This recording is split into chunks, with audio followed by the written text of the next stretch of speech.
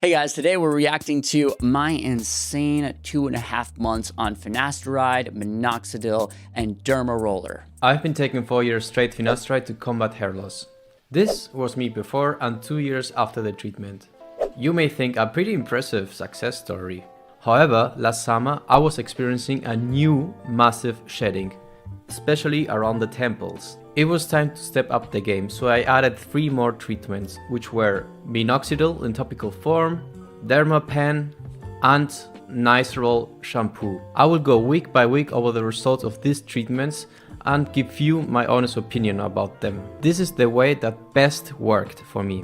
Every night I applied 1 milliliter of MINOXIDIL to my hairline, and I only did it to the area that was thinning. I never applied it to the rest of the scalp because once you expose the rest of the hair to MINOXIDIL, it will be forever dependent. If for some reason you discontinue using MINOXIDIL, you will lose all the hair that you regrew using MINOXIDIL before. So I saw no reason of applying it to the rest of my scalp where the hair was okay so far. Also, I applied MINOXIDIL once a day at night for a reason. Even though the companies will tell you that you should apply MINOXIDIL twice a day, once in the morning and once in the evening, that's not strictly necessary. The product has a half-life of 23 hours, so even though you apply it just once a day, it will make no difference. I first started applying it in the morning, right after showering, but then I noticed that was pretty much inconvenient for me. Why? Because sometimes you just won't have the time to let it dry, or it will be difficult to fix your hair after that. Instead, I found out that it is much more convenient to apply it right before going to bed. I personally do it around 8 o'clock in the evening, but that's just my personal preference. Once a week I will also microneedle the hairline with a needle depth of 1.5 millimeters. Before I used to apply the MINOXIDIL 24 hours after microneedling, but now I just do it right after. I have not experienced any side effects such as headaches, heart palpitations, etc. etc. I have, however, noticed a side effect with the DERMAPEN, which is simply flaky skin. This is pretty annoying, but I also feel it was worse in the first weeks of doing it. Now I feel the skin is much more resistant to it than before, and it doesn't flake so much as it used to do. This is, however, not a deal breaker for me because the skin just gets normal again after a few days. The reason I use a DERMAPEN is because, well, first of all, you get much better precision when microneedling, but second, and this is also a very important point, is that you can exchange the derma stamps, and if you do that, you will have much less risk of getting an infection using microneedling. Let us talk now about the third treatment, which is simply the ketoconazole shampoo. I use the ketoconazole shampoo once a week. I could actually use it more often, but I find it is not strictly necessary. To be honest, I think the ketoconazole shampoo helped, but it was not a deal breaker when it comes to regrowing new hair. It will help to regrow your hair a tiny bit, but not as much as Finasteride or MINOXIDIL. Where it helped, however, and it is still helping, is when it comes to the common itching of the scalp for those people that are experiencing a shedding or balding. In my opinion, the shampoo helped there a lot because it has some anti-inflammatory properties. But like I said, I would not use it actually more than once a week because it is pretty expensive. This bottle, for example, costs $30 US. I would use it as a nice addition to getting that extra kick when it comes to regrowing your hair and also having an ease of mind. Okay, let's cut to the chase and see the results. So this picture is 1 day before starting the treatment. Huge loss of density and hair in the temple area. In the first 2 weeks, I would say that nothing happened. There was no shedding yet. The 4th week, however, there was a big shed. It may or may not be so noticeable in the picture, but besides that, I was finding so many hairs, like in the shower, in my bed, and especially in the sink. Terrible, because that's a moment where you don't know if the treatment is working, so you're shedding before the regrowth, or you're actually just shedding because, I don't know, you are still balding. Surely after 3 more weeks, more or less, the shedding stopped and regrowth started. Not just the hair that I just shed, but also new hair that I had lost like 4 or 5 years ago. Hopefully you can appreciate it in this picture. I mean, all that hair was not there before, guys. And it's just a wonderful feeling to see that. And I think it does not stop there. I'm kind of confused because when I see this picture right here, I thought this is the old picture before he started losing his hair. Right. So it looks to me exactly the same as the other picture that he was showing before he started losing his hair. I want to see if I can go back to where that old picture was. So this is 8/16. There's the old picture.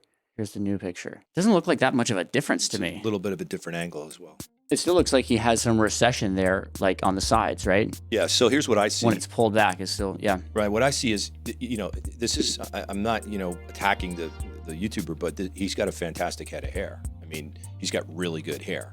So, like I was talking to you about a couple examples, in that frontal edge, he's not balding, he's thinning in that very frontal edge. So credit to him, what he's been able to do, in my opinion, is he's been able to thicken those hairs back up. I don't know if I see any regrowth in there, but if you could turn those hairs into thumbs, because now they're pinkies, they started out as thumbs.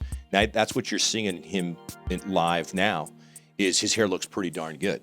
So just from that photo pulling back your hair, if he tilted his head down when he's sitting there at his desk and pulled his hair back just like that, you're not going to see any growth in those corners.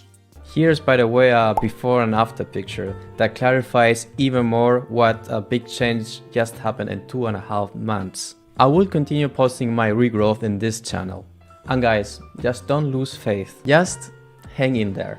Again, I don't think he's trying to deceive anyone or anything like that, but I just want to point out a couple of things about this before and after picture that instantly came to mind when I was looking at it, is that his hair looks to be a completely different color in the after picture. If he's using, unless the ketoconazole shampoo, he's putting that all over.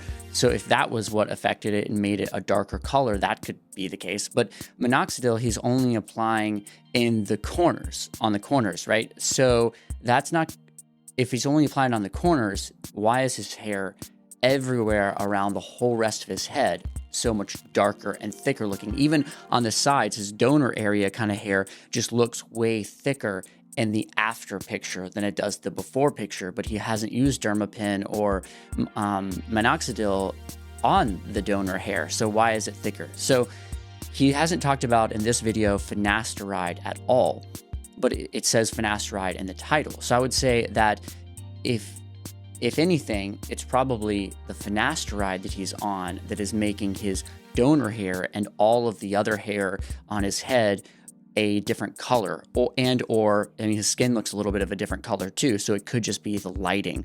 The other thing I want to point out is that he's using a very different comb to comb his hair on the first picture versus the second picture. So the first picture, you can see the strands of hair are more parted. Like it's a comb that's parting it deeper. Maybe it's a little bit more wet as well on the first picture. So it gives the appearance that the hair is thinner because it's like sort of parted more. And then also it's even wetter versus it looks like the first one is like a brush, like a thick brush. And then the second picture, it looks like he's combing with like a thin, like more fine-toothed hair, fine-toothed comb. And so because he already has really good hair, when he's combing with a fine-toothed comb, it's not parting it as much, and it's giving the hair overall on the entire head a more of a dense look. Yeah, and reflecting on the photography, which is very challenging, as easy as it seems like who can't do that? Even his phone is a different color. Yeah, so well, you can see the lighting. You can see the lighting, but in the background on the left side versus the right side. Looks, right? it looks much brighter. Right, that's the reason for the darker hair. And he did say, I believe, in the first 10 seconds, I think he had said in the video that he's been on Finasteride, so if I remember, 2 to 3 years, and was concerned about his hairline, and that's why he wanted to use these treatments just in the hairline. He felt that he was successful on Finasteride, but he wanted to add these to see what he could do for his hairline, I believe. The better hair you have, the better opportunity you have if we're going to go down that path of regrowth. You know what I mean? Like, you know. So here's even the minoxidil there, he already has great hair there on the sides. He's just at the very beginning of starting to have a little bit of miniaturization. So using that minoxidil is gonna give him even more of a result, and he's gonna get that, you know, added thickness to maybe his miniaturized hair in the corners, because he hasn't really lost any. Right. He's going to be a great responder. He is young, he is healthy, and he has a great head of hair.